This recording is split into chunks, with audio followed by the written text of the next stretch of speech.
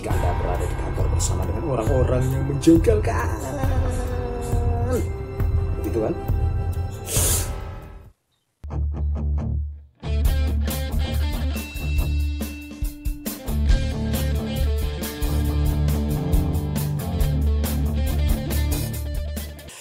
Nah, dalam keadaan yang serba tidak nyaman di kantor, tetaplah bergaul sewajarnya.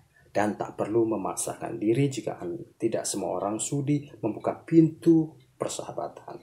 Jika berinteraksi face to face, ada jenis orang yang nyinyir, sok mengatur, sok tahu, gemar bergosip, gemar berdebat untuk hal-hal yang kecil. Anda tidak perlu menanggapinya terlalu serius, tidak perlu baper, tak perlu sensi. Jangan biarkan api yang kecil menyebar, membara, membuat Anda tidak nyaman bekerja dan keinginan keluar kerja sangat kuat. Padahal Anda tidak akan punya penghasilan jika Anda keluar dari sini. Rugi, bro. Ya. Nah, yang perlu Anda lakukan untuk merasa nyaman berada di lingkungan kerja yang tidak kondusif yaitu pertama, berusaha mencari orang-orang yang sejiwa, mempunyai banyak kesamaan, dan bangun teamwork yang solid. Berupaya menghindari diri dari orang-orang yang egois, angkuh, menengki, apatis, menjilat, dan sebagainya, dan sebagainya. Cari satu atau dua teman yang Anda percaya, kemudian tawarkan support satu sama lain. Jika aura positif itu menyebar, tentunya produktivitas kerja meningkat. Apalagi kalau satu ya sama lain suka humor. Ya. Wah, sebarin ketek. Nah, jika Anda merasa lebih nyaman, sekarang fokus pada tujuan Anda. Apa itu tujuan Anda? Anda yang lebih tahu tentunya. Ingin bertahan lebih lama di tempat ini karena karirnya bagus? Silakan. Maju tak gentar melawan tekanan. Tapi kalau Anda ingin bekerja di tempat lain atau terobsesi untuk jadi bos kerja dimanapun Anda mau, seperti saya ini, tanpa harus menghadapi orang-orang yang tidak mendukung Anda, fokuslah ke situ. Sambil bekerja, pelan-pelan merintis kemandirian. Bisa juga bersama tim solid yang baru Anda bangun tadi. Pikirkan tentang peluang kerjasama jangka panjang nanti. Ketika banyak orang gemar bergosip, Anda gemar mencari gosip terbaru tentang cara merubah nasib secara online. Setuju? Lanjut. Tetaplah berpikir positif. Tawarkan gelas yang berisi air yang menyegarkan kepada orang lain.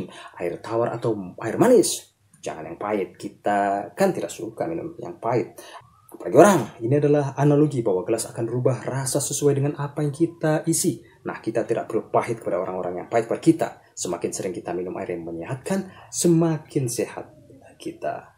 Ya, demikian pula ketika kita bagi air yang menyehatkan ke dalam gelas, orang pun akan sehat. Ketika kita sehat jasmani dan rohani, rezeki akan meningkat. Nah, perlu untuk selalu ingat, sejak zaman Nabi hingga selebriti, tidak ada orang 100% yang suka pada kita, meskipun kita telah berbuat yang sebaik mungkin. Ya, selanjutnya, Anda tidak perlu membawa beban kerja ke rumah. Stres di tempat kerja seharusnya berakhir saat Anda pergi keluar dari kerja.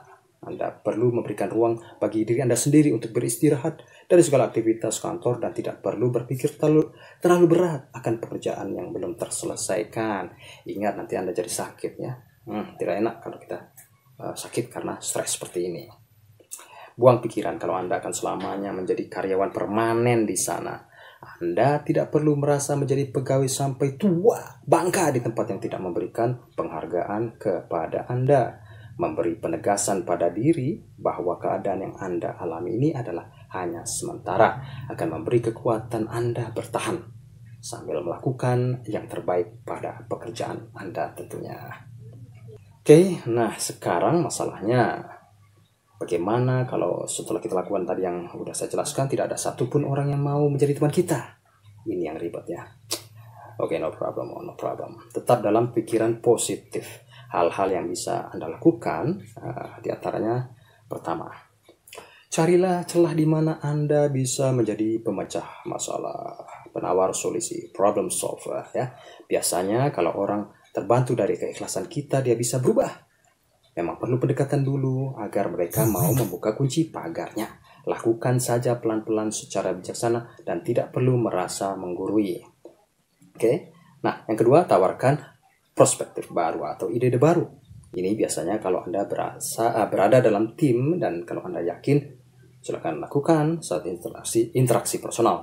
Ya. Kalau ternyata ini memberikan keuntungan secara kolektif, Anda akan menjadi orang yang bisa diandalkan oleh orang lain. Dan ketiga, melihat peluang dari prospek berbeda. Oke, yang Anda lakukan tidak kunjung membuat membuat orang itu menerima Anda apa adanya. Carilah peluang pada mereka. Lihatlah suatu kondisi yang bisa Anda ambil sisi positifnya. Misalnya si A kelihatan angkuh, tapi dia mempunyai skill komunikasi yang luar biasa. Anda bisa meniru dan memodifikasinya agar Anda bisa menerapkannya di tempat kerja yang lain. Anda juga bisa melakukan ATM di tempat kerja Anda yang amati, tiru, modifikasi agar Anda sukses di kemudian hari.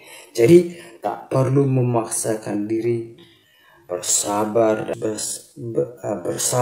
terus ikhtiar untuk merubah nasib sebaik yang Anda bisa. Itu dia kuncinya. Selamat berkarya.